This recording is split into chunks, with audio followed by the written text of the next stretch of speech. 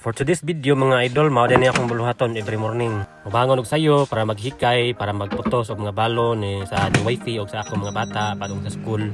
Prepare og food para pamahaw.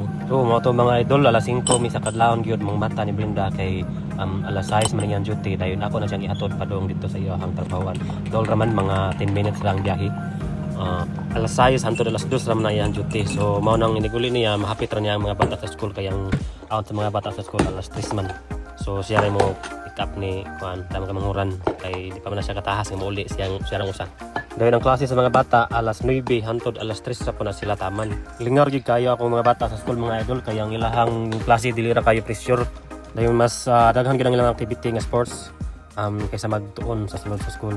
Ang nakanindot gyud diri mga idol kay ini for naghuman gyud nila sa ilang first grading, second grading, third grading, fourth grading. Naagi na sila bakasyon nga 2 weeks every term. Ang pinakanindot gid diri idol no kay libre ra ang ilahang school diri gikan sa mga gamit, mga laptop, dayon og ilahang mga gamitanan sa school libre ra gina siya walay bayad mo nang eskwela ra gyud ang imong mga bata nga pwede ra nga walay dalang balon kay libre man sila sa food, libre sa snack.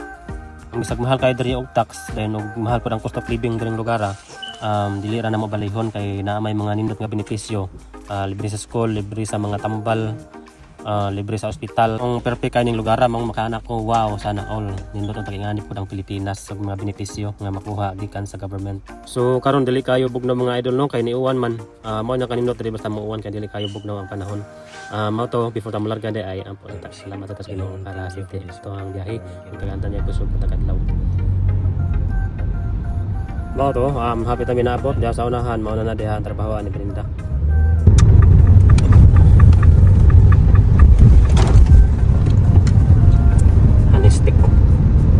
So mga to, pilang may istorya.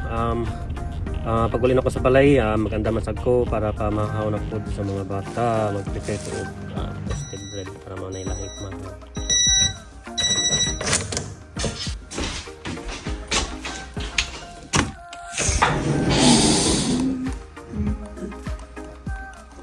Oh, ready na ang mga kiddos. So let's go na guys.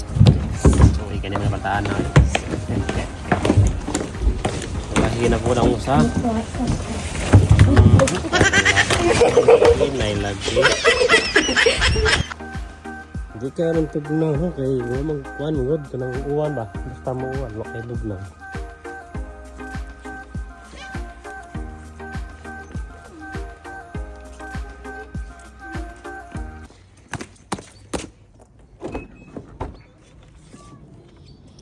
Dali natin kay malit na kuya.